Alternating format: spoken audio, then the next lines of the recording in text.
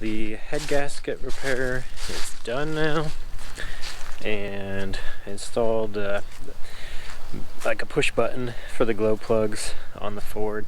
The glow plug system was totally non-operable when I got the truck. The wires had been cut.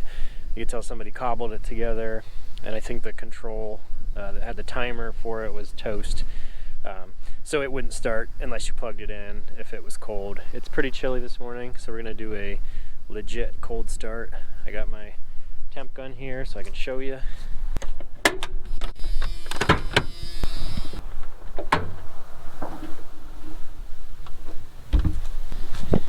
Let's see what kind of temperature we got. It's not super cold, but it's chilly. 46 degrees. So you can see it's, just want to show you I haven't started it yet today. I know the Cummins guys are going to be like, I don't even need glow plugs in my Cummins, which is true. But if you're a IDI guy, you probably know these don't like to start when it's even below 50 degrees without the glow plugs. So what I did was I installed a push button right here, hooked up to the light, so you can see the factory light comes on, but I just eliminated that control box and stuff. I'm using the stock solenoid to fire it, and I added some real heavy, they're like welding cables to power the solenoid from the battery, so hopefully get the most voltage as possible. And we'll give it 10 or 12 seconds. Well, would you look at that? Fired right up. I don't know if you can see in the mirror. No smoke. Sounds a little rattly, but overall I think that's really good. I know it's not cold, but if I didn't use those glow plugs, it would have cranked and we would have got white smoke. So that makes me pretty happy. I'll have to try it on a day when it's like 15 degrees and see how it does. Put 2 new batteries in it. They're 850 a piece, so that's pretty good. See, we got good oil pressure. All the gauges seem to work. It's charging about 14 volts when I checked it at the batteries, and I put fuel in it with a can. I haven't driven it on the road yet, and the fuel gauge went right up, and yeah, so I'm pretty happy so far. Everything works good, and no leaks since I did the head gasket, so I call it a win. Stick around for more later. Cold start, got it all back together. Really not a bad job, just takes time. If I did it again, I still wouldn't pull the engine unless it needed a rear main seal or something else, oil pan, gasket, something like that.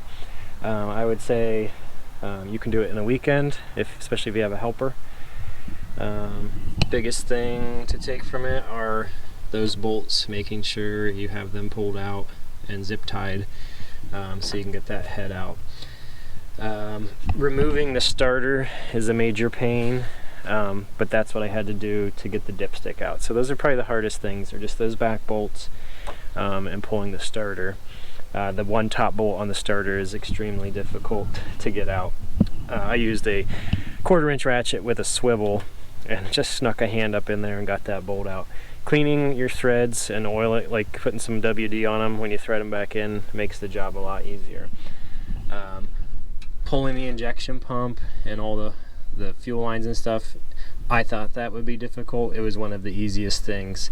So don't let that scare you. It runs just fine. I didn't change the timing at all. Just followed the normal procedure for pulling the pump and being careful not to rotate the engine. It was totally fine. I would recommend replacing all the fuel return lines and O-rings when you put it back together, and just little basic things like that, but definitely a doable job. Take your time, keep everything clean, take lots of pictures and make notes of how things come apart, and you will have no problems. I did remove the radiator and the shroud and all that. I don't think you would have to, but it sure does make it easier. You don't damage the radiator because you're not putting a wrench in the fins, and you can get an impact on all the accessories. There's tons of brackets and bolts. That would be another tip I have, is take a picture of the orientation of all these brackets, because they kind of lay inside each other at certain angles. And thread your bolts back into all your accessories after they're laying on the floor, because there's different lengths and different thread pitches. But other than that, it's totally doable. So please post any questions you have or anything else you want to see, and I'll try to answer as best you can. So I'm learning this truck as I go, and so far not too bad. Thanks for watching, and catch you later.